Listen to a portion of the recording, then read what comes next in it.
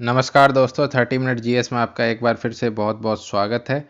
आज बात करते हैं एनसीईआरटी सार जो हम सीरीज चला रहे हैं उसमें आज बात करेंगे एनसीईआरटी का जो साइंस का है पहला पोर्शन। इस तरह से हम 6 से लेकर 12 तक की सारी एनसीईआरटी कवर कर देंगे। और ये जो पीपीटी है, प्रेजेंटेशन है, ये सब है मधुकर कोटवे सर का। आप डायरेक्ट जाके भी पढ़ सकते हैं, सारी क्रेडिट उनको ही है, कोई प्रॉब्लम नहीं है। उनसे खुद पढ़ें, हम लोग तो खुद उनसे सीखे हुए हैं। तो चलिए आगे बात करते हैं।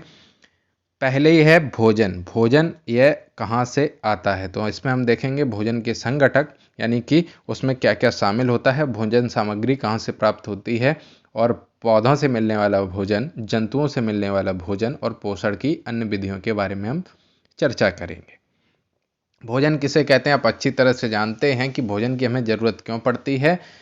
ज़रूरत, क्योंकि जो दैनिक क्रियाएं हैं हमें वो करने के लिए एक ऊर्जा की आवश्यकता होगी। बिना ऊर्जा के तो कोई कार्य हो ही नहीं सकता। वो ऊर्जा हमें कहाँ से मिलेगी? भोजन से। उसके बाद अगर हमें बढ़ना है, हमें वृद्धि करनी है, हमें चोट लग गई तो उसकी टूट फूट मरम्मत होनी है, तो उसके लिए भी किसकी आवश्यकता पड़ेगी? भोजन। और भोजन में पोषक तत्वों की, ठीक है। और कोई भी दैनिक क्रियाएं, नित्य क्रियाएं करनी है, चलना, भागना, दौड़ना, खेलना आदि, तो उसके लिए भी हमें भोजन की आवश्यकता पड़ती है। भोजन के संगठक यानी कि घटक क्या हैं? तो किसी भी भोजन को पकाने के लिए जिन चीज़ों का इस्तेमाल किया जाता है उन्हें क्या कहेंगे? उस भोजन का संगठक, ठीक है। और किसी भी खाद्य पदार्थ को बनाने के लिए 2 या 2 से अधिक संगठकों की ज़रूरत पड़ती है। जैसे आपको पता है, सब्जी बनाने के लिए सब्जियां भी चाहिए, पानी चाहिए, नमक चाहिए, मसाला चाहिए और एक बनाने वाला भी चाहिए। चलिए, तो सब्जी के संगठक क्या होंगे? सब्जियां, पानी, नमक और मसाले। आपको ऑप्शन में दे देगा कि बनाने वाला व्यक्ति, तो वो भोजन का संगठक नहीं है, वो सिर्फ बनाने वाला है। अब भोजन की सामग्री के स्रोत, तो भोजन में कहाँ से प्राप्त होंगे? एक तो पौधों से प्राप्त हो जाते हैं, दूसरा जंतुओं से। तो शाकाहारी अपना भोजन ग्रहण करते हैं पौधों से, मांसाहारी जंतुओं से, और सर्वाहारी पौधों और जंतुओं दोनों से प्राप्त करते हैं। पौधों से क्या मिलता है आपको पता है? चावल, गेहूँ, सब्जियां, फल आदि। इसके आगे ये थोड़ा बेसिक है, उसके बाद आगे बढ़ते जाएंगे, वैसे लेवल बढ़ता जाएगा। ये सब मैं ना अपनी तरफ से कंटेंट है, ना किसी की तरफ से कंटेंट है, ये कंटेंट है सीधा एनसीईआरटी में जो कुछ है। तो अभी ये 6 से शुरू हो रहा है, फिर 12 तक आगे बढ़ते जाएंगे। अब भोजन में भी पौधों से प्राप्त करने वाले भोजन में कुछ पौधे होते हैं जो हमें जड़ से प्राप्त होते हैं। इस पे क्वेश्चन बन जाते हैं कि मूली क्या है, गाजर क्या है, चुकंदर क्या है। जड़, तना, पत्ती, फूल, फल। तो मूली, गाजर, चुकंदर, ये सब क्या है? जड़। तना, आलू एक तना है, अदरक तना है, शकरकंद तना है और प्याज तना है। ये कई बार पूछा गया है, आलू, अदरक, शकरकंद, प्याज आदि। पत्ती, पत्ती कई पौधों की पत्तियों जैसे पालक, सरसों, चौलाई, ये सब भी भोजन के रूप में उपयुक्त होते हैं, तो इनको बोलते हैं साग। फल आपको पता है, फलों की भी सब्जी बनती है। टमाटर क्या है तो सब्जी, लेकिन टमाटर एक तरह से क्या है? फल ही तो है। तो फलों में आम, अमरूद, सेब, नारंगी आदि आपको पता है कच्चा खाया जाता है। और फलों में ही कद्दू, लौकी, भिंडी, भिंडी लिखा है, भिंडी, बैगन, टमाटर आदि से सब्जी बनाई जा सकती है। तो टमाटर भी है तो फल ही ना, फूल के बाद जो लगता है वो फल है, ठीक है। टमाटर सब्जी है, लेकिन सब्जी में क्या है? फल है। बैगन क्या है? फल है। भिंडी क्या है? फल है। और मूली, गाजर, ये सब क्या है? ये जड़ है। आलू, अदरक, ये सब क्या है? तना है। बीज, चावल, गेहूं, ये सब हमारे भोजन में आते हैं, तो ये सब बीज के रूप में तो प्राप्त होते हैं। दाल बीज से ही प्राप्त होती है और बीजों से तेल निकलता है, सरसों का तेल, सूरजमुखी का तेल, मूंगफली का तेल आदि तेल। चीनी किससे किससे बनाई जा सकती है? तो चीनी गन्ना, चुकंदर से बनाई जाती है। इसके बाद चाय, कॉफ़ी, तो ये पत्तियों से बनती है। ये पूछ लेते हैं कौन से पार्ट से, तो और कॉफ़ी की फलियों से कॉफ़ी बनती है। मसाले, तो काली मिर्च, अदरक, इलायची, लौंग, हल्दी, धनिया आदि भी हमें मसाले पौधों से प्राप्त होते हैं। अब बात करते हैं जंतुओं से प्राप्त होने वाले भोजन। तो जंतुओं से हमें मिलता है दूध, मछली, मांस, शहद आदि, ठीक है। भैंस, गाय को दूध के लिए पाला जाएगा। और यूरोपियन कंट्रीज में इनको किस लिए पाला जाता है? दूध के अलावा मांस के लिए भी। मुर्गी और बतख को अंडों और मांस के लिए पाला जाता है। बकरे को मांस के लिए पाला जाता है। और किसी के लिए पाला जाता है? नहीं बताऊंगा।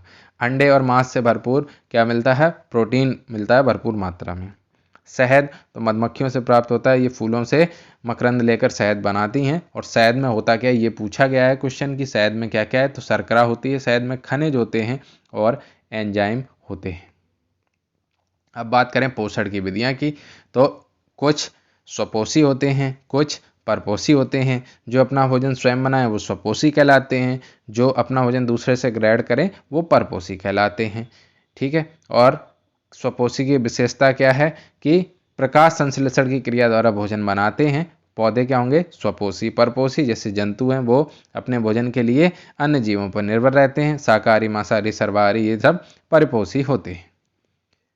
अब अपमार्जक की बात करें, अपमार्जक किन्हें कहते हैं? तो जो जंतु मरे हुए जानवरों के यानी कि सड़ा गला मांस खाएं वो होते हैं अपमार्जक। ठीक है, ऐसे जंतुओं को अपमार्जक या मुर्दाखोर कहते हैं। अब बात करते हैं भोजन के घटक यानी कंपोनेंट्स के बारे में। तो भोजन में क्या क्या होता है? मुख्य घटक कार्बोहाइड्रेट, शर्करा, स्टार्च, सेलुलोज, प्रोटीन, वसा, विटामिन, खनिज, फाइबर यानी कि रेशे। संतुलित आहार क्या होता है इसमें ये हम देखेंगे।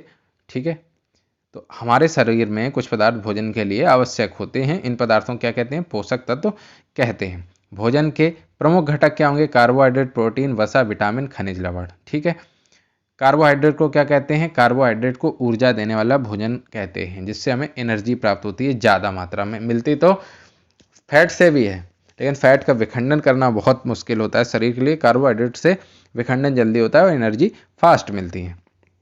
तो हमारे शरीर के ऊर्जा प्रदान करने के लिए मुख्य स्रोत क्या है? वो कार्बोहाइड्रेट है। कार्बोहाइड्रेट नाम से ही पता चल रहा है किससे बना होगा? कार्बन, हाइड्रोजन और ऑक्सीजन से मिलकर बना होता है। अब आ जाता है इसमें इंपॉर्टेंट पार्ट, कार्बोहाइड्रेट के प्रकार। तो एक होता है कार्बोहाइड्रेट शर्करा के रूप में पाया जाता है, दूसरा स्टार्च के रूप में और तीसरा सेल्यूलोज के रूप में। सेल्यूलोज के रूप में किस में पाया जाएगा? पौधों में पाया जाएगा। ठीक है, और सेल्यूलोज मनुष्य यानी कि जो जीव जंतु हैं वो जल्दी पचा नहीं बहुत से जीव जंतु नहीं पचा पाते हैं।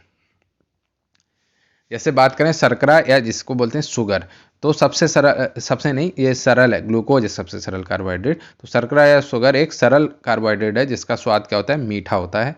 ग्लूकोज किससे मिलता है? गन्ना, दूध और फलों में। ग्लूकोज गन्ना, दूध और फलों में क्या होता है?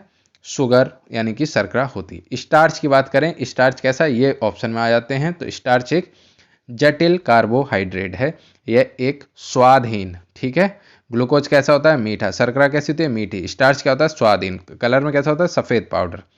किस में पाया जाता है? गेहूं, मक्का, आलू और चावल में पाया जाता है। सेल्यूलोज की बात करें तो पादप यानी कि पौधों की कोशिका भित्ति में रहता है।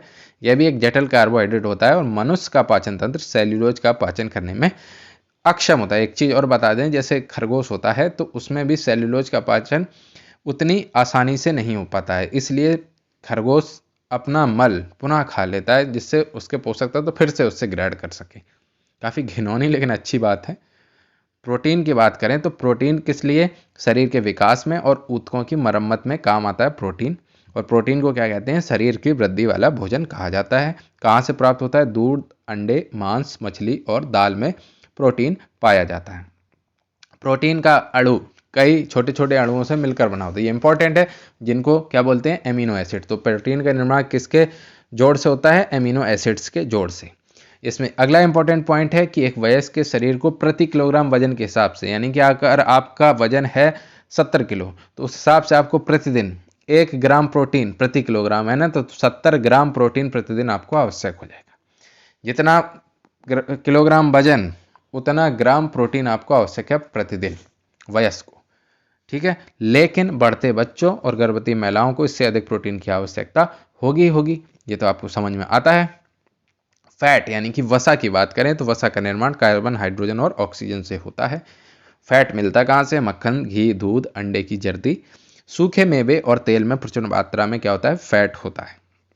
और एक वयस्क व्यक्ति को प्रतिदिन लगभग 35 ग्राम फैट की आवश्यकता होती है। इससे ज़्यादा फैट हम लेते हैं, इसके बाद अपने पेट वेट निकल आते हैं और मज़ा आता है, फिर हम एक्सरसाइज करते हैं दुनियादारी। तो हमारे शरीर में अतिरिक्त ऊर्जा को वसा के रूप में जमा कर लिया जाता है। जब शरीर को अतिरिक्त ऊर्जा की आवश्यकता होती है, या तो अतिरिक्त ऊर्जा की आवश्यकता हुई है, आपने खाना नहीं खाया होगा, तो फैट का इस्तेमाल शरीर कर लेगा। इसलिए फैट को शरीर का ऊर्जा बैंक भी कहा जाता है। अब बात करते हैं विटामिन की भी बात बता ही देते हैं। तो विटामिन 2 तरह के होते हैं, एक होता है जल में घुलनशील, एक होता है वसा यानी कि फैट में घुलनशील। विटामिन बी और सी जल में घुलनशील विटामिन होते हैं, जबकि ए, डी, ई, के ये फैट में घुलनशील विटामिन होते हैं, इसलिए इनके अवशोषण के लिए फैट की आवश्यकता होती है। और फैट होने से हमें सर्दी भी कम लगेगी, क्यों? फैट से एक आइसोलेशन की एक परत हो जाती है। तो फैट के कारण, जिसको हम क्या बोलते हैं? चर्बी, फैट के कारण शरीर से ऊष्मा के ह्रास की रोकथाम की जाती है। विटामिन की बात करें तो विटामिन क्या होते हैं? जटिल कार्बनिक कंपाउंड होते हैं। ये शरीर के वृद्धि और विकास के लिए विटामिन बहुत आवश्यक होते हैं। और विटामिन से इंपॉर्टेंट बात यह है, हमें कोई ऊर्जा नहीं मिलती। फैट से ऊर्जा मिल रही है, कार्बोहाइड्रेट से ऊर्जा मिल रही है, ठीक है। विटामिन से ऊर्जा नहीं मिल रही, लेकिन शरीर की वृद्धि और विकास के लिए बहुत आवश्यक हैं। हमारे शरीर के लिए विटामिन कौन से? ए, सी, डी, ई, के और बी कॉम्प्लेक्स की बहुत ज़्यादा ज़रूरत होती है। और हमारे शरीर केवल 2 विटामिन का निर्माण करता है। मोस्ट इंपॉर्टेंट क्वेश्चन है इस पूरी पीडीएफ से। तो हमारा शरीर कौन कौन से विटामिन का निर्माण स्वयं करता है? और कौन सा 2 तरह के विटामिन एक शरीर में ही बनते हैं, एक के लिए हमें भोजन में चाहिए। तो डी और के, विटामिन डी और के। दिनेश कार्तिक याद रखो, दिनेश कार्तिक अपना काम स्वयं करता है। तो शरीर 2 विटामिन का निर्माण स्वयं करता है, विटामिन डी और के। और अन्य विटामिन भोजन से ही मिल पाते, ठीक है। तो हमारे शरीर में 2 विटामिन का निर्माण होगा। और विटामिन डी, लोग कह देते हैं धूप से हमें विटामिन डी मिलता है। नहीं, धूप विटामिन डी के निर्माण के लिए शरीर को प्रेरित करता है, ये ध्यान रखना। धूप जो है विटामिन डी का स्रोत नहीं है, लेकिन विटामिन डी के निर्माण को प्रेरित करता है धूप, ठीक है। अन्य विटामिन हमने बता दिया। विटामिन बी कॉम्प्लेक्स कई ऐसे विटामिन का मिश्रण होता है जो जल में घुलनशील होते हैं, जैसे B1, B2, B3, B4, B6, 9, 12, 1, 2, 3, 4, 6, 9, 12, ठीक है। खनिजों की बात करें तो खनिज की शरीर में बहुत अल्प मात्रा की जरूरत होती है, लेकिन बहुत जरूरी होते हैं, ठीक है। जैसे लोहा यानी कि iron, iodine, calcium, phosphorus, sodium, potassium, ये तंत्र का तंत्र आदि तंत्रों के काम के लिए खनिजों की आवश्यकता जरूर होती है। आवश्यकता से अधिक होंगे तो नुकसानदायक है। ऐसा नहीं होगा आप लोहा ही खा लोगे तो आयरन की कमी नहीं होगी। मतलब एक अल्प मात्रा चाहिए, लेकिन चाहिए ही होती है। ये हमें मिलेंगे जंतुओं और पादपों से। डेफिशिएंसी डिसीज यानी कि अभावजन्य रोग किन्हें कहते हैं? जब किसी पोषक तत्व के लंबे समय से अभाव होता है तो उसके कारण जो रोग उत्पन्न होता है उसको कहते हैं डेफिशिएंसी, यानी कमी से होने वाले रोग। अब आगे देख लेते हैं किसकी कमी से कौन सा रोग होता है। ये भी एक इंपॉर्टेंट पार्ट है। विटामिन ए की कमी से दृष्टिहीनता हो जाती है, कम दिखाई देने लगता है। इसके लक्षण हैं कमजोर दृष्टि, अंधेरे में कम दिखाई देना, कभी कभी पूरी तरह से दिखाई देना बंद हो जाना। विटामिन B1 की कमी से बेरी, ठीक है, इससे क्या होता है? दुर्बल पेशियां और काम करने की ऊर्जा में कमी यानी कि थकान महसूस होती है। विटामिन सी से स्कर्वी होता है। स्कर्वी से मसूड़ों से खून निकलना, घाव भरने में आदि में समय भी लगता है। एक बात याद रखो, इनके वैज्ञानिक जो नाम है, केमिस्ट्री वाले नाम हैं, ये आगे की पीडीएफ में आपको मिल जाएगी। ये देखिए, मैंने क्या कहा, अपनी तरफ से कुछ ऐड नहीं कर रहे हैं, जो भी एनसीईआरटी में लिखा है वो पढ़ा दे रहे हैं। उसके अलावा वाला आप साइंस की वीडियो और देख लीजिए, हम पढ़े हुए हैं कंप्लीट करके, उसमें सब बताया है। विटामिन डी, इसकी कमी से रिकेट्स हो जाता है। इससे अस्थियों का मुलायम होकर मुड़ जाती हैं, उसी को बोलते हैं रिकेट्स, बोलेक्स। कैल्शियम किसमें? अस्थियां यानी कि हड्डियां और दंतचय यानी कि दांतों में जरूरत होती है। तो इससे कमजोर अस्थियां और दांत खराब हो जाना, ये कैल्शियम की कमी से होता है। आयोडीन की कमी से घेंगा या गाइटर रोग होता है। गर्दन की ग्रंथि का फूल जाना, बच्चों में मानसिक विकलांगता आ जाती है। लोहा, एनीमिया यानी कि अरक्तता हो जाती है और शरीर में कमजोरी महसूस होती है। अब बात करते हैं आहारी रेशा यानी कि फाइबर। तो फाइबर को क्या कहते हैं? आहारी रेशा या रुक्षांश। हमारा शरीर इसको पचा नहीं पाता है, लेकिन ये पाचन में मददगार होते हैं। रुक्षांश से क्या होगा? भोजन का वॉल्यूम बढ़ जाएगा, पेट भरा हुआ लगता है और भोजन को आहार नाल में आगे बढ़ने में मदद करती है। अनाज, सलाद, सब्जियों और अंकुरित दानों में रुक्षांश रहता है, यानी कि फाइबर रहता है। फाइबर स्वयं नहीं पचता है, लेकिन फाइबर भोजन को आगे बढ़ने यानी कि पाचन क्रिया में मदद करता है। अब बात करें संतुलित आहार की, तो जिस आहार में सभी पोषक तत्व सही अनुपात में रहते हैं उसको बोलते हैं संतुलित आहार। हमारे शरीर की वृद्धि और अच्छे स्वास्थ्य के लिए हमारे भोजन में उन सभी पोषक तत्वों का उचित मात्रा में होना अनिवार्य होता है जो हमारे शरीर के आवश्यकता की पूर्ति करे। कोई भी पोषक तत्व जरूरत से ज़्यादा ना हो और ना कम हो। मान लीजिए घी है, एक किलो घी किसी को खिला देगा एक ही दिन में तो वो पोषक तत्व कहेगा नहीं, लेकिन अगर 2 चम्मच खिलाओगे तो पोषक तत्व हो जाएगा। यानी कि आवश्यकता से ना तो कम हो ना ज़्यादा हो, शरीर उतना ही लेगा जितनी उसको ज़रूरत है। यानी कि अगर आप एक दिन में 1 किलो सेव खाते कोई मतलब नहीं, एक दिन में 1 सेव खाते हैं तो मतलब है, शरीर उतना ही लेगा जितनी उसको ज़रूरत होती है। किसी भी पोषक तत्व की लंबे समय तक कमी होने से अभावजन्य रोग हो सकते हैं। अब बात करते हैं परीक्षण की। ये इससे तो पीसीएस तक में क्वेश्चन आए हुए हैं कि भोजन में कार्बोहाइड्रेट का परीक्षण कैसे किया जाता है। तो सबसे पहले खाद्य पदार्थ का बना लिया पेस्ट कूट पीट के, फिर उस पेस्ट में आयोडीन की कुछ बूंदें डाल दी जाती हैं, और बूंदें डालने के बाद यदि खाद्य पदार्थ का रंग गहरा नीला हो जाता है तो पता चल जाता है कि खाद्य पदार्थ में कार्बोहाइड्रेट मौजूद है। बहुत इंपॉर्टेंट क्वेश्चन है। इसके बाद प्रोटीन का परीक्षण कर लेते हैं। तो खाद्य पदार्थ का पेस्ट बना लिया जाता है, और उस पेस्ट में इंपॉर्टेंट है 2 बूंद कॉपर सल्फेट यानी कि CuSO4 और 10 बूंद कास्टिक सोडा मिलाया जाता है। खाने का सोडा नहीं, कौन सा सोडा, कास्टिक सोडा मिलाया जाता है, और 2 बूंद कॉपर सल्फेट 10 बूंद कास्टिक सोडा मिलाए, और मिलाने पर यदि रंग बैंगनी प्राप्त हो जाए तो पता चल जाता है कि खाद्य पदार्थ में प्रोटीन मौजूद है।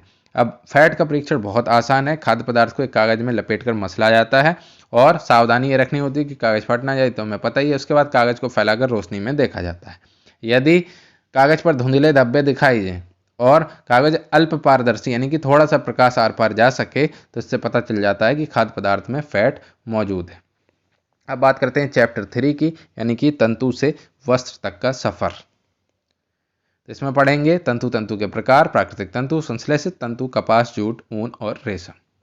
तंतु यानी कि फाइबर किसे कहते हैं, जो पदार्थ पतली और लगातार लड़ी के रूप में रहता है उसे कहते हैं फाइबर। फाइबर 2 प्रकार के, साइंस वाले फाइबर नहीं, मतलब फिजिक्स वाले फाइबर नहीं, ऑप्टिकल फाइबर वाला सिस्टम नहीं, फाइबर जो नॉर्मल हम लोग पहनने के लिए यूज करते हैं। तो प्राकृतिक तंतु और संश्लेषित यानी कि मानव निर्मित तंतु।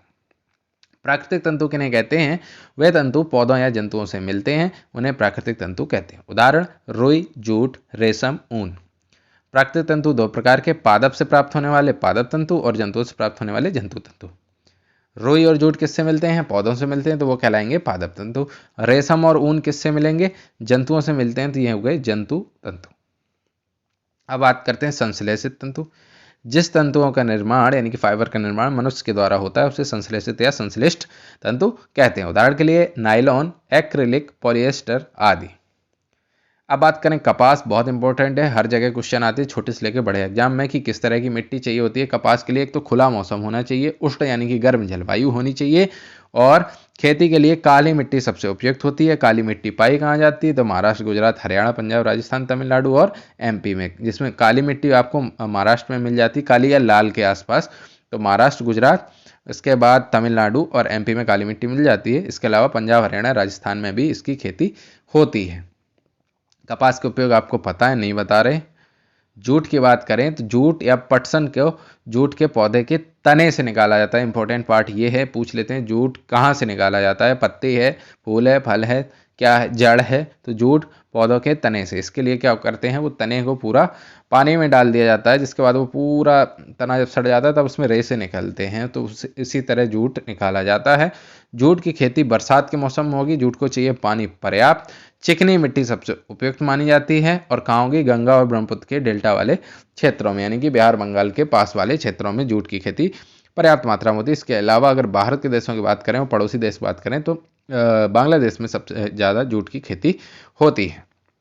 तो ये लीजिए, भारत में जूट की खेती मुख्य रूप से तो पश्चिम बंगाल, बिहार और असम में होती है। जूट का इस्तेमाल बोरी, झोला, स्कूल बैग, रस्सी, दरी आदि बनाए, ये तो बताने की कोई ज़रूरत है नहीं। अब बात करें ऊन की, तो ऊन का मुख्य स्रोत क्या है, भेड़ है। बकरी, खरगोश, याक और ऊँट के बालों से भी ऊन निकाल लिया जाता है। अब तो कहीं से भी ऊन निकाल लिया जाता है। ऊन से गर्म कपड़े बनाए जाते हैं, पता है, कालीन, पर्दे बनते हैं, ये सब क्या बेसिक बातें हैं। रेशम की बात करें तो रेशम कीट कोकून से मिलता है, और कहाँ पर रहता है, शहतूत के पेड़ों पर। रेशम के कई प्रकार होते हैं, इरी रेशम और भी 2 वैरायटी होती हैं, वो हम आपको आगे बता देंगे। रेशम कीट के जीवन चक्र के 4 चरण होते हैं, याद रखना, ये पूछ लेता है। सबसे पहले अंडा होता है, अंडे से बनता है लार्वा, लार्वा से प्यूपा और वयस्क। प्यूपा तक ही रखते हैं, उसके बाद उसको उबाल के हम निकाल लेते हैं रेशम। तो रेशम कीट लार्वा शहतूत की पत्तियों को खाता है। जब लार्वा काफ़ी बड़े आकार का हो जाता है तो अपनी रेशम ग्रंथि से एक चिपचिपा पदार्थ निकालता है। यह पदार्थ सूखकर तंतु बन जाता है। लार्वा इस तंतु को अपने चारों ओर लपेट लेता है। अंत में लार्वा एक प्यूपा या कोकून में बदल जाता है, और कोकून को पानी में उबालने से रेशम के तंतु अलग अलग हो जाते हैं। फिर उन तंतुओं से धागा बना लिया जाता है। रेशम महंगा होता है, कई पारंपरिक परिधानों को बनाने में उपयोग किया जाता है, साड़ी, कुर्ता, शॉल। रेशम को इसकी खास चमक और उत्कृष्टता के लिए पसंद किया जाता है। और रेशम की एक और बात है कि रेशम का आविष्कार मतलब खोज सबसे पहले होती है चीन में, और उसी से वो बनता है, आपने हिस्ट्री में पढ़ा होगा, सिल्क रूट। इसके बाद बात करें संश्लेषित रेशे की, तो संश्लेषित रेशा की क्वालिटी क्या होती है, मजबूत होती है। अभी क्या है ना, रेशम है ना जैसे, तो रेशम बहुत जल्दी आग पकड़ लेता है, सबसे खराब बात ये है इसकी। संश्लेषित रेशे कई इस तरह से बनाए गए हैं कि आग भी नहीं पकड़े और ज़्यादा दिन तक टिका भी रहे। दूसरी बात, इनका जो उत्पादन है काफ़ी मुश्किल होता है। तो संश्लेषित रेशे से बने कपड़े जल्दी सूखते हैं और इसमें सिलवटें नहीं पड़ती हैं। संश्लेषित रेशों से कई तरह की चीज़ें बनती हैं, जैसे वस्त्र, टाई, पाल, स्वेटर, शाल, दरी, कंबल, नाव, स्केटबोर्ड, जूते आदि। वस्तुओं के अब समूह बनाना कि कौन कौन ठोस, द्रव, गैस, अभी हम आगे बताते हैं। ठीक है, एक वस्तु, ये तो फालतू चीज़ें हैं, ये आपको नहीं बतानी है। संश्लेषित रेशा हो गया था। अब भौतिक अवस्था के आधार पर पदार्थ के प्रकार, ठोस, द्रव, गैस, इसके अलावा एक और अवस्था होती है प्लाज्मा, आपको पता ही होगा। ठोस क्या होता है, जो पदार्थ के आयतन आकार निश्चित होंगे, ठोस कहते हैं। ये उदाहरण मैं नहीं बताऊंगा। द्रव, जिन पदार्थ का आयतन निश्चित और आकार अनिश्चित, उसको द्रव कहते हैं। ये सब छोड़ो। गैस, आयतन आकार दोनों निश्चित, उसको बोलते हैं गैस। छोड़ो, ठीक है। अब बात करते हैं पदार्थों के अन्य प्रकार, कठोर या कोमल, विलेय, अविलेय, पारदर्शी, अपारदर्शी। विलेय, अविलेय पूछा जाता है। कठोर पदार्थ आसानी से संपीड़ित नहीं किया जा सके, जिन पर आसानी से स्क्रैच यानी कि खरोंच नहीं लग सकती, उन्हें कहते हैं कठोर पदार्थ। उदाहरण, हीरा, पत्थर, लकड़ी, इस्पात आदि। हीरा अब तक के ज्ञात प्राकृतिक तत्वों में सर्वाधिक कठोर है। कोमल आपको पता है, आसानी से संपीड़ित किया जा सके, कई उदाहरण हैं, चौक, रुई, रबर आदि। विलेय पदार्थ क्या होते हैं, जो पदार्थ आसानी से पानी में घुल जाते हैं, उन्हें जल में विलेय या घुलनशील पदार्थ कहते हैं। उदाहरण, चीनी, नमक, फिटकरी आदि। इसके अलावा एक क्वेश्चन जो सबसे ज़्यादा पूछा जाता है कि सार्वभौमिक विलायक कौन सा है या किसे माना जाता है, तो जल को सार्वभौमिक विलायक माना गया है। अविलेय पदार्थ, जो पदार्थ पानी में नहीं घुलते हैं, उन्हें जल में अविलेय या घुलनशील पदार्थ कहते हैं। उदाहरण, रेत, मिट्टी, चौक, चावल, कुछ भी पानी में ये सब नहीं घुलता है। पारदर्शी, जिनसे प्रकाश आर पार निकल जाए पूरी तरीके से, वो पारदर्शी। अपारदर्शी, जिसे प्रकाश ना ही गुजरे। और पारभासी या अल्प पारदर्शी, आंशिक रूप से गुजरे, उनको प्रकाश आंशिक रूप से गुजरे, उनको बोलते हैं पारभासी। उदाहरण, पतला पर्दा या फिर कोई भी मान लीजिए बटर पेपर। धातु, जो पदार्थ कठोर होगी, ऊष्मा विद्युत की सुचालक होगी, जिसमें धात्विक चमक होगी, वो कहलाएगी धातु। लोहा, तांबा, सोना आदि आपको पता। अधातु, भंगुर हो, ब्रिटेल हो, ऊष्मा और विद्युत का कुचालक हो, चमक ना हो, उसको बोलते हैं अधातु, जैसे लकड़ी, कोयला, प्लास्टिक आदि। अब बात करें पदार्थों के पृथक्करण की, तो मिश्रण यौगिक पे कुछ क्वेश्चन बन जाते हैं, तो हम बात करते हैं आगे। मिश्रण, तो जब कोई वस्तु दो या उससे अधिक पदार्थों से बनी हो और किसी भी अवयव का गुण ना बदले, तो उसे, ऐसी वस्तु को कहते हैं मिश्रण। तो मिश्रण, हवा एक क्या है, हवा क्या है, मिश्रण है कि यौगिक है, इस पे क्वेश्चन आया है। हवा मिश्रण है कि यौगिक है, तो हवा में क्या है, रेशियो बिल्कुल फिक्स तो नहीं है ना, तो हवा एक मिश्रण है। और जो हम पानी पीते हैं वह भी एक प्रकार से मिश्रण ही है। पानी जो पीने वाला है, अभी वाला, जो डिस्टिल वाटर है यानी कि अशुद्ध जल है, वो यौगिक है। यौगिक में क्या होता है, रेशियो जो होता है फिक्स्ड होता है, जबकि पानी में कुछ और चीज़ें भी मिली होती हैं जो हम पीते हैं, कई खनिज मिले होते हैं, इसलिए जो हम पानी पीते हैं वो हो गया एक मिश्रण। हवा में भी कई चीज़ें मिली होती हैं, फिक्स कहने को लगभग होता है ना कि इतने %, 21% ऑक्सीजन, ये नाइट्रोजन 78 से 79%, तो फिक्स नहीं है, इसलिए हवा को भी हम एक मिश्रण मान लेते हैं। शुद्ध पदार्थ की बात करें, जब किसी पदार्थ के हर कण के गुण एक ही होंगे तो हम उसे कहेंगे शुद्ध पदार्थ। उदाहरण के लिए डिस्टिल वाटर यानी कि अशुद्ध जल शुद्ध जल होता है, क्योंकि इसका जल एक एक बूंद जल के अणु से ही मिलकर बना होता है। पदार्थों का पृथक्करण की बात कर लेते हैं, तो पृथक्करण के लिए हस्तचयन यानी कि हाथ से ही अलग कर दें, तो हस्तचयन मेथड होता है। थ्रेसिंग में क्या होता है, कटी हुई फसल को, डंडियों को अनाज से निकालने की प्रक्रिया आपको पता है, थ्रेसर आता है जो, उस थ्रेसिंग कहलाती है। थ्रेसिंग तीन तरह की से, हाथ से थ्रेसिंग, मवेशी यानी कि जानवर से थ्रेसिंग, और थ्रेसिंग मशीन के द्वारा। अब आगे बात करते हैं थ्रेसिंग की, और इसके बाद थ्रेसिंग हो गया तीन तरह की, हाथ से थ्रेसिंग, मवेशी थ्रेसिंग और थ्रेसिंग मशीन के द्वारा। अब बात करते हैं यौगिकों के पृथक्करण में अवसादन, निस्तारण और निस्पंदन क्या होता है। तीन विधियों का एक साथ इस्तेमाल किया जाता है जब किसी द्रव में घुलनशील अघुलनशील ठोसों के मिश्रण को अलग करना हो। यही पूछा जाता है कि ये विधि कब उपयोग की जाती है, तब की जाती है कि एक घुलनशील हो, एक अघुलनशील हो, तो उसमें अलग करना हो। जैसे मान लीजिए कांच और मिट्टी का मिश्रण हो, तो क्या करेंगे, हम पानी में डालेंगे तो कांच तो घुलेगा नहीं, पानी में मिट्टी घुल जाएगी। इस तरह से द्रव, तो इन तीनों विधियों का उपयोग एक साथ किया जाता है। अवसादन में क्या होता है, किसी मिश्रण में अघुलनशील कणों के तल में बैठने की प्रक्रिया सेडिमेंटेशन यानी कि अवसादन कहलाती है। यानी कि जैसे हमने उदाहरण बताया, तो कांच क्या होगा, तल में बैठ जाएगा, मिट्टी घुल जाएगी। और मटमैले पानी में मिट्टी और रेत होती है। मिट्टी और रेत जल में क्या होती है, ये गलत लिखा है, अविलय नहीं विलय होते हैं। सॉरी, मिट्टी विलय हो जाती है लेकिन थोड़ी देर के लिए, इसके बाद इनके कण कुछ देर बाद तली में बैठ जाते हैं। निस्तारण में क्या होता है, अवसादन के बाद की मेथड है, इसमें डिकेंटेशन होता है। इसमें अवसादित पदार्थ को छेड़े बिना ऊपर से द्रव को किसी दूसरे पात्र में डाल लिया जाता है। वाष्पन और संघनन क्या होता है, वाष्पन और संघनन में अंतर कई बार पूछा गया है। तो जल के वाष्प में बदलने की प्रक्रिया को वाष्पन कहते हैं। और संघनन क्या होता है, जलवाष्प के जल में बदल जाने की प्रक्रिया को संघनन कहा जाता है। और क्वथन क्या होता है, क्वथन निश्चित ताप पर होता है, जल को उबलना होता है क्वथन। और वाष्पन प्रत्येक ताप पर होता है। वाष्पन के किस फैक्टर पर क्या प्रभाव है, ये साइंस के डिटेल लेक्चर में आपको बताया जाएगा, ये तो सिर्फ सार है।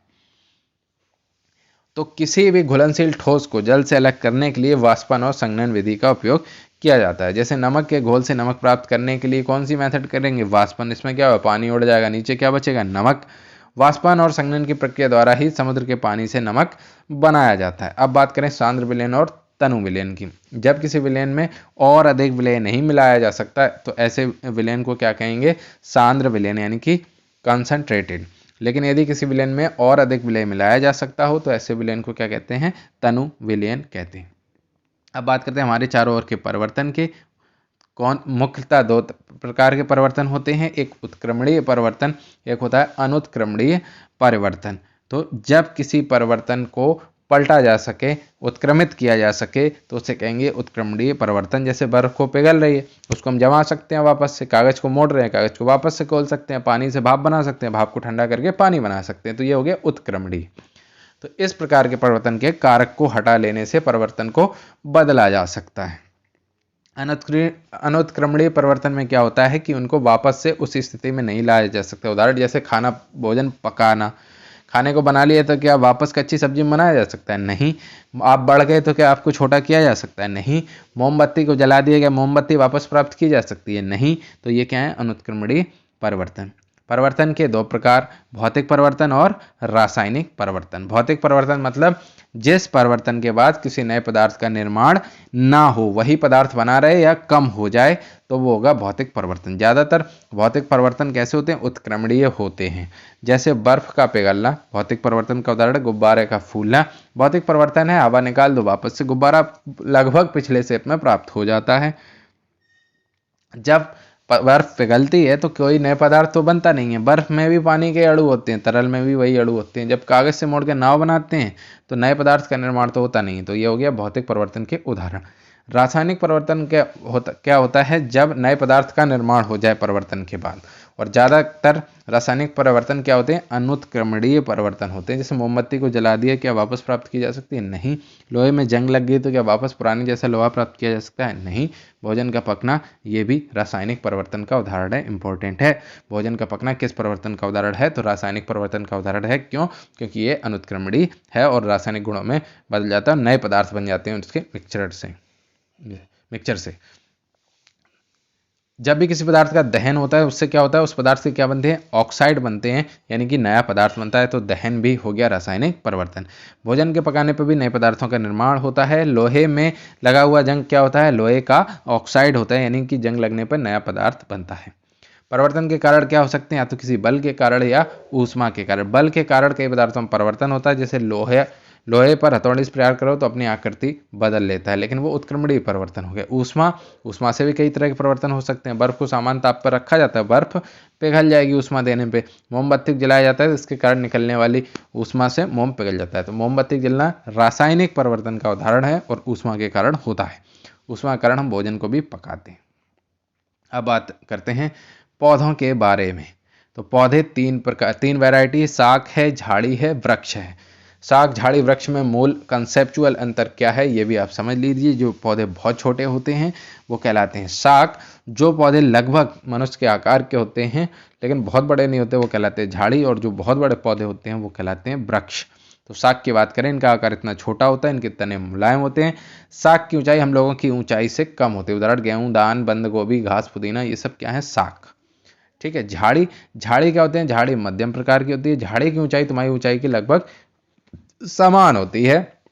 झाड़ी के तने में शाखाएं जमीन से थोड़े ऊपर से ही निकलने लगती हैं, लेकिन पेड़ में बहुत ऊपर से निकलती हैं। उदाहरण नींबू झाड़ी का उदाहरण है, धनिया, मेहंदी, गुलाब, गुड़हल, ये सब किसके उदाहरण हैं, झाड़ी के उदाहरण हैं। वृक्ष की बात करें, वृक्ष का आकार बहुत बड़ा होता है। वृक्ष में एक मुख्य तना होगा जिसमें शाखाएं निकलेंगी, शाखाओं पत्तियां फूल फल लगेंगे।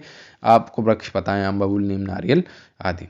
पादप के कुछ अन्य प्रकार बता देते हैं, विसर्पी लता और आरोही लता। जो जमीन में फैले, सांप किस में रहता है, जमीन में तो सर्प की तरह रहे, वो विसर्पी लता, और जो किसी के सपोर्ट से ऊपर चढ़ती जाए वो होती है आरोही लता। ठीक है, विसर्पी लता जैसे लौकी, कद्दू, तरबूज, शकरकंद। आरोही लता हो गया अंगूर, खीरा, मनी प्लांट आदि, ये उदाहरण है। पादप की संरचना की बात कर लेते हैं तो मुख्य जड़ और तना की बात करते हैं। जड़ हल्के पीले या मटमैले रंग की होती है। मुख्य कार्य क्या होगा, मिट्टी स्थायित्व प्रदान करना और जमीन से जल और पोषक तत्व पौधा तक पहुंचाना, यही काम होता है। जड़ के प्रकार पूछ लेते हैं कई बार, तो मूसला जड़ और रेशेदार जड़, इसमें एक कंसेप्ट आने वाला है, ध्यान से सुन लेना। तो मूसला जड़ क्या होती है, मुख्य जड़ होती है, उसमें कई शाखाएं उपशाखाएं होती हैं, यानी कि मूली के समान लंबी जड़ होगी, वो मूसला जड़ होती है। और जमीन में कहाँ तक जाएगी, अधिक गहराई तक जाएगी। और अधिक गहराई तक कहाँ जाएगी, जहाँ पे ऊपर पानी नहीं मिलेगा। तो वे पौधे जो शुष्क स्थानों में पाए जाएंगे, उनमें संभावना इस बात की बहुत ज़्यादा होती है कि वहाँ पे मूसला जड़ हो। उदाहरण मटर, मूली, गाजर, आम, गेंदा, सरसों आदि मूसला जड़ होते हैं। और ये पहचानें कैसे, आगे आपको समझ में आ जाएगा। रेशेदार जड़ की बात करें तो यह उनको बोलते हैं अपस्थानिक जड़। तो इस प्रकार की जड़ें मतलब कई तरह की मूंछों जैसी निकलती हैं, वो होती हैं पतली जड़ें, उसमें मुख्य जड़ कोई नहीं होती है। इस प्रकार की जड़ें जमीन में चारों तरफ फैल जाती हैं, लेकिन गहराई में नहीं जाती हैं। जैसे घास कुल के पौधे, यानी कि धान, गेहूं, मक्का, घास, ज्वार आदि में रेशेदार जड़ें पाई जाती हैं। तने आपको पता है पादप का मुख्य ढांचा होता है। तने पर शाखाएं, पत्तियां, फूल फल लगते हैं। जिस बिंदु से कोई शाखा या पत्ती निकलती है उसे नोड कहते हैं। दो नोडों के बीच के भाग को इंटरनोड कहते हैं। तने का कार्य क्या है, पौधे को ढांचा प्रदान करना। तने पर शाखाएं, पत्तियां, फूल लगेंगी। जड़ से आगे जल और खनिज लवण जो अवशोषित करेंगे, उसका संवहन भी तने के द्वारा होगा। भोजन का संवहन भी तने के द्वारा होगा। उसमें किसके द्वारा होगा, जाइलम और फ्लोएम के द्वारा। जाइलम से जल और फ्लोएम से भोजन का संग्रहण होता है। पत्ती की बात करें, पता है पत्ती पतली, चपटी, हरे रंग की संरचना होती है। इसमें क्लोरोफिल होता है, इस कारण इसका रंग हरा होता है। पत्ते के चपटे भाग को फलक कहते हैं। पत्ती एक डंठल के द्वारा तने से जुड़ी होती है। इस डंठल को क्या कहते हैं, पर्णवृंत। शिराविन्यास की बात करें, यानी कि पत्ती के ऊपर जो डिजाइन ऐसी दिखती है, अगर ब्लेड से खरोंचे तो समझ में आता है। तो पत्तियों में सिराओं की सजावट को शिराविन्यास कहते हैं। शिराविन्यास दो प्रकार का होता है, जाल का रूप यानी कि जाल के समान, और समांतर। अब यहीं पे कंसेप्ट है, जब सिराएं एक जाल जैसी संरचना बनाए तो ऐसी शिराविन्यास को क्या कहते हैं, जाल का रूप। ये आप देख लेना अपने आसपास के किसी पौधे को, तो आपको समझ में आ जाए। जब सिराएं एक दूसरे, जैसे पीपल में सिराएं बहुत होती हैं इस तरह से, तो जब सिराएं एक दूसरे के समांतर रहती हैं तो इसे क्या कहते हैं, समांतर शिराविन्यास। और जाल का रूप ही होंगी तो उसमें कई सारे की संरचना होगी नेट के समान, और समांतर हो गई मतलब एक दूसरे के पैरेलल, तो समांतर शिराविन्यास। अब जरूरी बात है, कंसेप्ट ये है कि जिन पौधों में मूसला जड़ होती है, जो मुंह पर पड़ चुके हैं, उन पौधों में जालिका रूपी शिराविन्यास होता है। जैसे गुलाब, गुड़हल जो हमने बताया, उनकी पत्तियां आप देखना, उसमें जाल के समान स्ट्रक्चर होगा, पीपल आदि। और जिन पौधों में यानी घास कुल के पौधे होते हैं, रेशेदार जड़ें होती हैं, उन पौधों की पत्तियों में समांतर शिलाविन्यास होता है। ये निकल के आया कंसेप्ट। स्टोमेटा या रंध्र की बात करें तो पत्तियों के कहाँ पे पाए जाते हैं, निचली सतह पर असंख्य संख्या में छोटे छोटे छिद्र पाए जाते हैं, जिसे रंध्र या स्टोमेटा कहते हैं। रंध्रों से होकर क्या होता है, गैसों का विनिमय यानी कि गैसों का आदान प्रदान। प्रकाश संश्लेषण के लिए जरूरी कार्बन डाइऑक्साइड इन्हीं रंध्रों से होकर पत्ती के अंदर जाता है। इस तरह श्वसन के लिए ऑक्सीजन भी अंदर जाता है। रंध्रों से होकर क्या निकलता है, जलवाष्प भी निकलता है। पौधों में जलवाष्प निकलने की इस प्रक्रिया को क्या कहते हैं, वाष्पोत्सर्जन। पत्ती के कार्य, मुख्य कार्य भोजन बनाना है। प्रकाश और क्लोरोफिल की उपस्थिति में CO2 और जल लेकर पौधे भोजन बनाते हैं। इस प्रक्रिया को प्रकाश संश्लेषण कहते हैं। पत्ती का काम वाष्पोत्सर्जन करना भी है। ये क्यों करते हैं, क्योंकि पौधे का टेम्परेचर भी मेंटेन बना रहे। पुष्प यानी कि फूल की बात करें तो पौधे का सबसे सुंदर और रंगीन अंग होता है। पौधे का पुष्प क्या होता है, प्रजनन तंत्र होता है। मुख्य भाग है बायदल, पंखुड़ी, पुंकेसर और स्त्रीकेसर। इनके बारे में चर्चा कर लेते हैं। तो बायदल फूल का सबसे बाहरी चक्र पत्तियों जैसी हरी संरचनाओं का बना होता है। इस चक्र को क्या कहेंगे, बाह्यदल। यह कलिका अवस्था में क्या करेगा, फूल की सुरक्षा करेगा। पुंकेसर की बात करें तो पुंकेसर एक पतली डंडी जैसी संरचना होती है जिसके ऊपर कैप्सूल जैसी संरचनाएं लगी होती हैं। पतली डंडी को तंतु कहते हैं, कैप्सूल को परागकोश कहते हैं, और परागकोश के अंदर ही क्या बनता है, पराग। स्त्री केसर की बात करें तो स्त्री केसर पुष्प का माद अंग होता है। यह एक फ्लास्क जैसी संरचना होती है जो पुष्प के बीच में रहती है। स्त्री केसर के 3 भाग, सबसे निचला हिस्सा फूला हुआ होता है जिसे कहते हैं अंडाशय, और अंडाशय में बनते हैं अंडक। बीच का डंडीनुमा हिस्सा वर्तिका, और सबसे आगे का वर्तिक आग्र, अग्र माने आगे, वर्तिकाग्र चिपचिपा होता है जिससे उसमें परागकण आके लग जाए। परागण क्या होता है, तो परागकोश से वर्तिकाग्र तक परागकणों के स्थानांतरण की प्रक्रिया को परागकण कहते हैं। परागकण के बाद ही प्रजनन के अगले चरण संपन्न होते हैं। अब बात करें शरीर में गति की, चैप्टर 8। तो गति किसी भी वस्तु की स्थिति में परिवर्तन को क्या कहते हैं, गति। और हमारे शरीर में भी अन्य जीवों की तरह कई तरह की गतियां होती हैं। गमन, जब कोई वस्तु एक स्थान से दूसरे स्थान पर गति करती है तो ऐसी गति को गमन कहते हैं। गति और गमन का अर्थ एक ही है, लेकिन जीव विज्ञान में दोनों का अर्थ अलग अलग होता है। हमारे शरीर में दिल का धड़कना या खून का संचार किसके उदाहरण है, गति की। लेकिन जब हमारा पूरा शरीर एक स्थान से दूसरे स्थान पर चला जाता है तो उसको क्या कहते हैं, गमन। जोड़ या संधि की बात करें तो जहां पर दो अस्थियों का मिलन होगा उस स्थान को क्या कहेंगे, जोड़। दो अस्थियों के आपस में लिगामेंट या अस्थिरज्जु से जुड़े होते हैं। लिगामेंट या अस्थिरज्जु, दो हड्डियां होंगी, और हड्डी जब मांसपेशी जुड़ी होगी तो टेंडन या कंडरा कहलाती है। इंपॉर्टेंट है। जोड़ के प्रकार, अचल जोड़, गतिशील जोड़। अचल जोड़ क्या होंगे, जिस जोड़ में कोई भी गति संभव नहीं होगी उसे कहेंगे अचल जोड़। हमारी खोपड़ी या कपाल के जोड़ को क्या कहेंगे, अचल जोड़। गतिशील जोड़, इस प्रकार के जोड़ में गति संभव है। कुछ जोड़ पूर्ण रूप से गतिशील होते हैं जबकि कुछ जोड़ों में आंशिक रूप से गति की जा सकती है। गतिशील जोड़ 4 प्रकार के होते हैं, इससे क्वेश्चन आते हैं। गतिशील जोड़ के प्रकार, नंबर 1 कंदुक खलिका संधि यानी कि बॉल एंड सॉकेट ज्वाइंट, धुराग्र संधि यानी कि पिवट ज्वाइंट, हिंज संधि और ग्लाइडिंग संधि। इससे क्वेश्चन बनते ही बनते हैं। तो कंदुक खलिका संधि यानी कि बॉल एंड सॉकेट ज्वाइंट की बात करें तो इस प्रकार के जोड़ में एक हड्डी का गोल सिरा दूसरे हड्डी के कटोरे जैसे सिरों में लगा रहता है। बाएं और कंधे के बीच इसी तरह की संधि होती है। जांघ और कमर के बीच भी इसी तरह की संधि होती है। इस प्रकार के जोड़ों में लगभग हर सतह में गति संभव होती है। आप अपने बाएं को लगभग देख घुमा के चेक कर लीजिए, हर दिशा में मोड़ सकते हैं। क्यों, बॉल एंड सॉकेट ज्वाइंट के कारण। पिवट ज्वाइंट यानी कि धुराग्र संधि की बात करें तो इस तरह के जोड़ में कई सतहों में गति संभव है, जैसे ऊपर नीचे, दाएं बाएं। खोपड़ी ऊपर नीचे कर सकते हो, दाएं बाएं। तो खोपड़ी और मेरुदंड के बीच में कौन सी संधि होती है, धुराग्र यानी कि पिवट ज्वाइंट होती है। हिंज संधि, दरवाजे में होता है ना कब्जा, तो उसी की तरह होती है हिंज संधि। इस तरह के जोड़ में एक ही सतह में गति संभव है, वो भी 180 डिग्री कोण के साथ। घुटने और कोहनी में हिंज संधि होती है। ठीक है, घुटना और कोहनी में हिंज संधि होगी, एक ही सतह में कर सकते हैं पूरा। अब बात करें ग्लाइडिंग संधि की, तो इस प्रकार के जोड़ में, ग्लाइडिंग से नाम समझ लो, एक हड्डी दूसरे हड्डी के ऊपर सरकती है। तो मेरुदंड के छल्ले जैसी हड्डियों के बीच ऐसा ही जोड़ होता है। हमारी कलाई में भी ग्लाइडिंग ज्वाइंट रहता है, तभी तो वो कलाई घूमती है।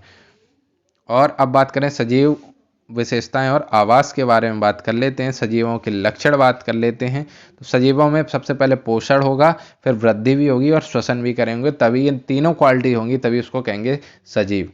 निर्जीव में वृद्धि तो हम कुछ भी जोड़ के करा सकते हैं, श्वसन करेगा नहीं, पोषण की जरूरत नहीं। पोषण, हर सजीव को जिंदा रहने के लिए भोजन की आवश्यकता होती है, भोजन से उन्हें क्या मिलती है, ऊर्जा मिलती है, और उसके साथ वृद्धि और मरम्मत के लिए जरूरी पदार्थ भी मिलते हैं। वृद्धि की बात करें तो सजीवों में वृद्धि होती है, एक नया पौधा बड़ा होकर पेड़ बन जाता है, एक बच्चा बड़ा होकर वयस्क बन जाता है, ये हमें पता है। श्वसन, सजीव श्वसन करते हैं। श्वसन के दौरान हम बाहर की हवा शरीर के अंदर लेते हैं और अंदर की हवा को बाहर छोड़ देते हैं। इस हवा के इस्तेमाल से शरीर के अंदर भोजन से ऊर्जा प्राप्त होती है दहन के द्वारा। श्वसन के दौरान ऑक्सीजन गैस शरीर के भीतर जाता है और कार्बन डाइऑक्साइड को शरीर के बाहर निकाल दिया जाता है। अलग अलग जंतुओं में गैसों के आदान प्रदान के अलग अलग अंग होते हैं। ज़्यादातर स्थलीय जंतुओं में सांस लेने के लिए फेफड़े होते हैं, जैसे मनुष्य, पक्षी, सर्प, मगरमच्छ, सब में फेफड़े होंगे। केंचुए में त्वचा के द्वारा श्वसन होता है। इंपॉर्टेंट है, आप कह सकते हैं केंचुए अपनी गीली त्वचा से सांस लेते हैं। मछलियों में गिल पाए जाते हैं जिससे वे पानी में विलीन ऑक्सीजन को अवशोषित कर लेती हैं। मेढक जब पानी में रहता है तो त्वचा से सांस लेता है और जब जमीन पर आ जाता है तो फेफड़े से सांस लेता है। और मोस्ट इंपॉर्टेंट ये है कि डॉल्फिन और व्हेल जैसे जलीय जीव फेफड़े से सांस लेते हैं। ये जीव पानी के भीतर काफ़ी देर तक बिना सांस लिए रह सकते हैं। ये सांस लेने के लिए पानी की सतह पर आ जाते हैं। अब बात करें उद्दीपन के प्रति अनुक्रिया।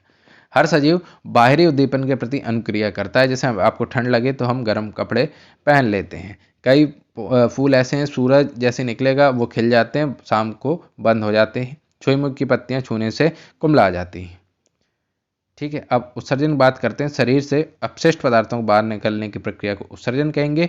हर सजीव ही उत्सर्जन करता है। मानव शरीर में मूत्र के साथ साथ कुछ मुख्य अपशिष्ट पदार्थ निकलता है।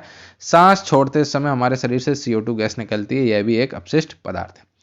प्रजनन क्या होता है? तो किसी प्रक्रिया द्वारा एक सजीव अपनी संतानोत्पत्ति की जो प्रक्रिया पूर्ण करता है तो उसको प्रजनन कहते हैं। हर सजीव प्रजनन करता है। कुछ जंतु अंडे देते हैं, कुछ जंतु बच्चे देते हैं। बीज के अंकुरित होने के साथ नए पादप का निर्माण भी शुरू हो जाता है। यह भी एक प्रजनन का उदाहरण है। कुछ पादप के तने, जड़ या पत्ती से भी नए पादप का जन्म होता है। सजीव और निर्जीव में अंतर देख लेते हैं। सजीव श्वसन करेंगे, निर्जीव श्वसन नहीं करेंगे। सजीव को भोजन की आवश्यकता होगी, निर्जीव को भोजन की आवश्यकता नहीं होगी। सजीव में गति होती है, निर्जीव में गति नहीं होती है। सजीव वृद्धि करते हैं, निर्जीव वृद्धि नहीं करते। सजीव प्रजनन करते हैं, निर्जीव प्रजनन नहीं करते। आवास की बात कर लेते हैं। कोई भी सजीव जिस परिवेश में रहता है या आप जिस परिवेश में रहते हैं वह उस सजीव का आवास कहलाता है। मेढक का आवास क्या होगा? एक तालाब है। कोई पेड़ पर अगर कोई बंदर रहेगा तो वो बंदर का आवास हो जाएगा। आवास के भी दो प्रकार होंगे, स्थलीय आवास और जलीय आवास। स्थलीय आवास यानी कि जमीन पर उपस्थित आवास को स्थलीय आवास कहेंगे। स्थलीय आवास कई प्रकार है, जैसे वन, घास स्थल, तटीय आवास, पर्वत, मरुस्थल आदि। जलीय आवास जल में, जैसे समुद्र, नदी, तालाब आदि। आवास के घटक, जैविक घटक, अजैविक घटक। ये भी इंपॉर्टेंट, जैविक अजैविक। तो आवास के घटक में जैव घटक में सजीव आते हैं, जैसे जैसे नहीं, जल, मिट्टी, हवा, तापमान, प्रकाश आदि। ये क्या है? अजैव घटक हैं, यानी कि भौतिक कारक हैं, वो क्या कहलाते हैं? अजैव घटक। अजैव घटक से सजीवों को जिंदा रहने के लिए जरूरी पदार्थ और उचित पारिस्थितिकी तंत्र मिलता है। जैसे पौधे को खड़ा होने के लिए मिट्टी की जरूरत है, लेकिन क्या मिट्टी जैव घटक है? नहीं, ये अजैविक घटक है। मिट्टी से उन्हें जल और जरूरी खनिज लवण भी मिलते हैं। अनुकूलन क्या होता है? कि जैव घटक में सजीव आते हैं, ये पता है आपको। अनुकूलन किसी भी स्थान के अनुरूप स्वयं को ढाल लेने की प्रक्रिया सजीव का अनुकूलन क्रिया कहलाती है। मरुस्थल में जीवों का अनुकूलन, इससे यूपीएससी में भी क्वेश्चन आया है कि ऊंट के पैर गद्देदार होते हैं, क्यों? रेत में चलने में मदद कर सके। ऊंट की पलकें लंबी होती हैं जिससे ऊंट की आंखों में क्या नहीं आता है? रेत नहीं आता है। ऊंट एक ही बार में कई सारा पानी पी सकते हैं, उसके बाद पानी पिए बिना कई दिनों तक जी सकते हैं। ऊंट के मूत्र में विसर्जन बहुत कम होता है, यानी और इसका गोबर भी शुष्क होता है, जिससे शरीर से जल हानि ना हो और इससे जल संरक्षण में मदद मिलती है। ऊंट के लंबे पैरों के कारण इसका शरीर गर्म रेत से दूर रहता है। मरुस्थल में रहने वाले छोटे जीव के शरीर पर क्या होती है? कठोर स्केल यानी कि सल्क होती है, जिससे उस पर गर्मी का प्रभाव नहीं हो, जल भी ना निकले, यानी कि जल की कमी ना हो। वो जीव दिन के समय पेड़ों की छाया में रहेंगे और रात होने पर बाहर निकलते। मरुस्थल के पौधों में अनुकूलन, ये क्वेश्चन आया था जो हमने आपको बताया कि यूपीएससी में हुआ है। तो मरुस्थलीय पादपों की जड़ें जमीन में अधिक गहराई तक चली जाती हैं। क्यों चली जाती है? ऊपर पानी नहीं है इसलिए नीचे तक चली जाती हैं। और इसमें कुछ पादपों की पत्तियां कांटों में रूपांतरित हो जाती हैं, जिससे कि धूप पड़े तो उनसे जल हानि हो ही ना, वाष्पोत्सर्जन कम हो और जल संरक्षण में मदद। उदाहरण के लिए कैक्टस। तो कैक्टस की पत्तियां बहुत ही छोटी छोटी कांटों के आकार की होती हैं। वाष्पोत्सर्जन के दौरान बहुत कम मात्रा में पानी उत्सर्जित होता है, इसलिए कैक्टस स्पंजी होता है, मोटी मोम की परत से ढका होता है, जिससे पौधों के जल संरक्षण हो, मतलब रंध्र नाम मात्र के होते हैं। जड़ें काफ़ी गहरी होंगी क्योंकि ऊपर पानी मिलेगा नहीं, इसलिए जल का अवशोषण भरपूर मात्रा में हो जाता है। कुछ पौधों के तने रूपांतरित होकर पत्ती जैसी संरचनाएं बना लेती हैं। ऐसे तने स्पंज की तरह फूले होते हैं और इन पर मोम की तरह परत होती है। स्पंज जैसी परत में पानी जमा रहता है। मोम की परत से वाष्पीकरण की रोकथाम होती है। पर्वतीय आवास की बात करें तो अक्सर ठंडे होते हैं, जाड़ों में बर्फ भी गिरती है। पर्वतीय आवास के पेड़ शंकु के आकार के होते हैं। क्यों होते हैं? कि बर्फ गिरे तो उस पर रुके ना, नीचे गिर जाए। पत्तियां सुई के आकार की होंगी, सुई के आकार कारण इन पत्तियों पर बर्फ नहीं टिकती और इन्हें कोई नुकसान होता नहीं। पर्वतीय आवास में रहने वाले जंतुओं के शरीर पर घने रोए या बाल होते हैं, जिससे जाड़ों में भी उनका शरीर गर्म रहे। इनके शरीर में चर्बी की मोटी परत रहती है, जिससे जाड़ों से बचाव हो। पहाड़ी बकरे के खुर बहुत मजबूत होंगे, जिससे सहायता से तीखी यानी कि तीस ढलानों पर आराम से दौड़ सकते हैं। घास स्थल की बात करें तो घास स्थल और जंगल में कई जंतु रहते हैं और घास स्थल जनरली वहाँ पाए जाते हैं जहाँ पे जलवायु थोड़ी सी गर्म होगी और प्रचुर मात्रा में भोजन उपलब्ध होगा। ठीक है। शेर का उदाहरण, शेर जबरदस्त शिकारी या मांसपेशियां ताकतवर होती हैं। शेर अपने पैरों नखों यानी कि नाखूनों को अपने अंदर समेट लेता है दौड़ते वक्त, जिससे आवाज़ नहीं आती है। और शेर का शरीर पीलापन लिए भूरे रंग का होता है, जिससे सूखी घास, पत्थरों या मिट्टी के रंग से मेल खा जाता है और धीरे धीरे आराम से शिकार पर नजर करता है, अचानक से अटैक करता है। और शेर की आंखें शेर के सामने की ओर होती हैं, जिससे वह आगे बहुत दूर तक देख सकता है।